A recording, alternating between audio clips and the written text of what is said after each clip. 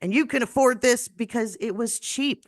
My parents bought a brand new house that had just been built in a complex in an area that had just been built up, and they paid $25,000 for that house. My God. Yeah. I could never. And to be honest, my husband and I were priced out of purchasing a house. We're looking at land where we can build a house. That Yeah. is ridiculous between one generation. What can I say to my kids? You know what I'm saying? Honey, we need to buy enough land where we can put two tiny houses on them and put the kids in there. And that's how generational wealth is built in this country, by having a home and being able to pass that along to your kids, or be able to sell it and reap that profit. That is basically how we've done things in the United States of America for a long time. But that process can't continue because so many people just can't afford houses, and because wealth is being accumulated to such an extent at the very, very, very top end of the wealth scale, not even the income scale, but the wealth scale. And it's making it impossible for the rest of it to live, which for the rest of us to live, because it comes back to that. Like in order for people to get by, you have to leave enough for the rest of other people. You can't just you can't economically bomb us into oblivion, or literally bomb us into oblivion, and push us off the land, and just forget like we weren't there. And this is why we need to remember the lessons of the past, because this has happened before. This is essentially settler colonialism at work, and Yes, it's disgusting. you see that there are organizing Jews organizing in Israel and in the United States and all over the world who are behind most of these protests. Yeah. So it makes me scratch my head. Gee, I don't know if the group that historically and is stereotypically known for being involved with the Holocaust in some fashion, or surviving or not, then, and they're saying, hey, wait a minute, you're looking a lot like, I don't know, um, Hitler, Nazi Germany. What's going on? Yeah. What blows my mind is that Netanyahu's parents would have been the survivors. Yeah. He's a boomer. He was born from He is the people who ultimate boomer. survived the Holocaust, Yeah. and look at what he's doing. So you either live long enough to become the villain of your story, or you die a hero, right? Yeah. So apparently Netanyahu's lived long enough to become the villain. Yeah. It's time to Yeah. change. Yeah. Maybe that is a focal point of discussion. Yeah. And he's doing a disservice to the Israeli people. He in so many ways, and you can see the tide turning against him. You can see that in his own country, even though he made, prior to October 7th, the attempt to impose his will on the judiciary. Yes. The judiciary has come back and said, no, we're not going to do that, actually.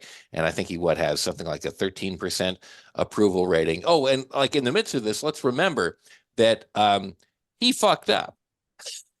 He was the one who was in charge of the military and security systems when this happened on October 7th. I mean, let's not forget that about him. Let's not forget that about George W. Bush. Yes. For all the claims that they're these great war leaders, they both fucked up big time. And let's not also forget, if we go back a little bit, talking about that grab, the judiciary grab he tried. Mhm. That what happened prior to that is him and his wife were being brought up on bribery charges and Yeah. taking money and Mhm. corruption. So then if you look at the timeline, don't these people love it when something bad is happening to them and they can start a war? You mentioned Bush. It Yep. kind of seems like it's a thing for them. And folks, what I love about the Gen Z and Alpha generations is they are not going to fall for that. When when the same things come up, like, oh, when they were fighting over the debt ceiling, oh, the debt ceiling, oh, the debt ceiling. Millennials, Gen Z, and alphas that I watch on YouTube and listen to on TikTok, we're all talking about how played out this is. And this is a fight you've had every single year. So Is it that time of year again when we have that fight? Like, is it debt ceiling season? Like, Yeah. they're not falling for it. They're not falling for the political, oh my God, they don't care. Yeah. Like I said, what they care about is equality and everyone having a right. They want a living wage. They want housing as a right. They want healthcare as a right. They want access to water as a right. Yeah. I'm And looking at you, Flint, Michigan. yeah. And what, Jackson, Mississippi, and Yes. tons of other places around this country, that as our infrastructure ages and the pipes get older, we're talking the pipes and the bridges, all that's going to have to be replaced. And we can't do it on the cheap. We're going to have to spend a lot of money in order to keep our society running, because we want Yes. a society. We want a civilization. We don't want just a bunch of rich people who can get by whether there is a society or not. Those were we went through that already. It was called the Dark Ages. We aren't interested in going back to that. We want, as I think we said before, they're trying to repeal the Enlightenment. They want to go back like pre-Renaissance. Yeah, Mike Johnson thinks 16th century was a really good place to go back to. Yeah, no, he absolutely does. Yes. What I think he said the 18th century, but yeah, just keep going. You Keep know, going. Like wherever they were the most powerful and everyone else was the most subject to their will, that is what they want. yes, because that's when they have power. They know by 2050, white people are going to be a minority in this country. Yeah, They know that less and less people every year are going to churches. yeah, They know that their flock is becoming more radicalized. yeah, They understand that people want to give women an option to control their lives in all facets, yeah, and that we don't care if the person next to us was was born that way or decided to be that way or feels like they have to be that way. We just don't care because they're in the stall next to us. We don't want them looking at us. We're not looking at them. And in all facets, we want our children to be as loving as possible. And we want to teach out of them the hatred and the idea that beyond the fact that only them is them, their uniqueness comes from what they give, not who they are. Because yeah, your character is what people say about you. It's not what you say about you. yeah. So what you do is who you are. By the way, like, speaking of being like in the stall next to each other, not wanting to look at each other and what have you. Something that I've been thinking about for a long time, and I don't think I've just ever had a chance to bring up, is the fact that I went to college at UC Santa Cruz in the mid 1990s, and guess what? There were co-ed dorms there, and guess what? Mm-hmm. We shared bathrooms, and there were like young men and women in there all the time, and by and large it went just fine. It was totally okay. And yet somehow, like like 20, 30 years later, people start saying, oh my God, like, how is this possible? Everybody's gonna get assaulted. It's nonsense. It's total nonsense. And the only reason they do it is to divide and distract us from the fact that inevitably we are going to win, and we are going to make progress in this country, and we're going to think better of each other, and we're going to take better care of each other. Yeah, I remember, going back to my entire childhood, I remember that my father, my brother, my mother, and I all used the same bathroom. Yeah. And yet I used the bathroom sometimes after my father. It didn't smell great, but it was normal. Like nothing, he didn't do anything weird. And I was not like weirded out by the fact that a man had been in there while I was, doing my thing now. So I just don't understand the whole bathroom thing because the majority of us, unless you grew up with only a father or a mother, and then the siblings of all of you were the same gender, which does happen. You grew up in a unisex household bathroom and you used it all the time. So what's your problem? And maybe sometimes you were in the shower when a sibling or your mom or somebody had to brush their teeth or do something. That Mm. happens. Yeah. So it's no different in public. In fact, I take that back. The difference in public is that we don't want anybody in our little space. So when we lock that door and we're in that stall, we claim that territory and Yeah. we fight it to the death. Yeah. almost to the extent that we don't share toilet paper underneath. We just will ignore that person. But you see, I mean, it's interesting because that really is a construction. It doesn't have to be that way, and I've lived that way. And if you're like, if you are you're with you, it's kind of like an extended a family. And but they're people that you don't know necessarily, but you have a basic trust that people are going to be okay. And for the most part, they are.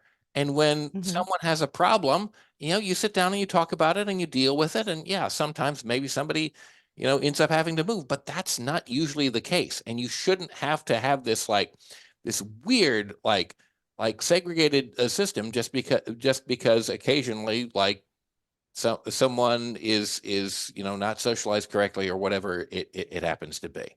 And Yeah, we have ways of dealing with that yeah, person. yeah, Like we have laws in this country and we have ways of dealing with people who don't want to follow the rules, whatever they are in any yeah, capacity, civil or criminal.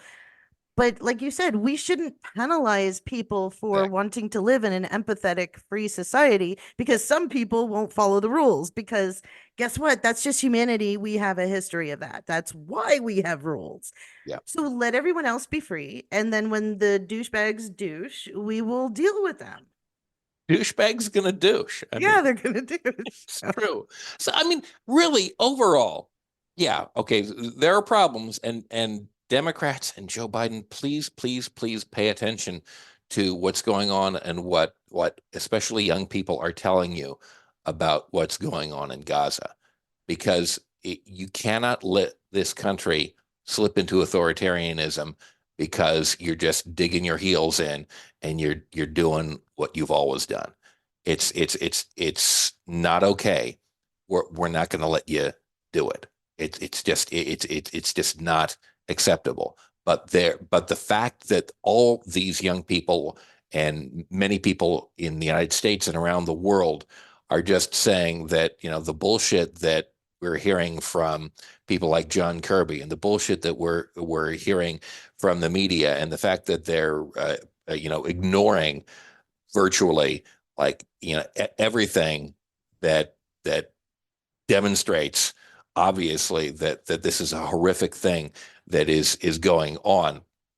That's a positive thing because we're very actively rejecting that. But unfortunately, the people in power are taking a different view. But that is on the verge of becoming less meaningful, and we see that with reproductive freedom on the ballot of abortion rights on the ballot in Florida, as you alluded Mhm. to earlier.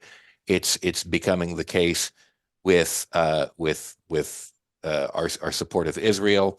It's becoming the case with so many different things, and I think we have a lot to be positive about. And I think we just have to continue in that direction and continue to reject the bullshit that is foisted upon us, and just believe the evidence of our own eyes. And Yeah, I would also say that to quote Dory from Finding Nemo, just keep swimming. right. Let 2024 be about moving forward. I know the guys in charge and the women in charge, they disappoint me too. I know. But the way the system is set up is if you don't like it, you can run. You can work your way up to running for president if you want. But let's get the people out of the PTA. Let's get them out of the school boards. Let's vote them out of the sheriff's office and everywhere we can. Because to be honest, we've got Republicans right now complaining about the border security, but they just, last year voted against the White House's proposal for $14 billion to help with the border. They also voted against Biden's infrastructure deal, and that's why nobody can afford to fill in the potholes. Now, I know that we all have grievances about when they get the money, how they disperse it. I'm with you on that one. But in an ideal world, they aren't even getting the money. And I'm sorry, they're not voting for them to get the money. And then when they do get the money, they have the gall to tweet about it, I'm calling it Twitter. I don't care. I'm calling it Here, Twitter. here. Yes, I that's all I'm going to call it. And Tweet about it. It's a matter talk. of time before it will no longer belong to Elon Musk. So we might I as hope so, because number one, well. I was reading yesterday that he's lost 71% of his net worth since he bought that company. And then number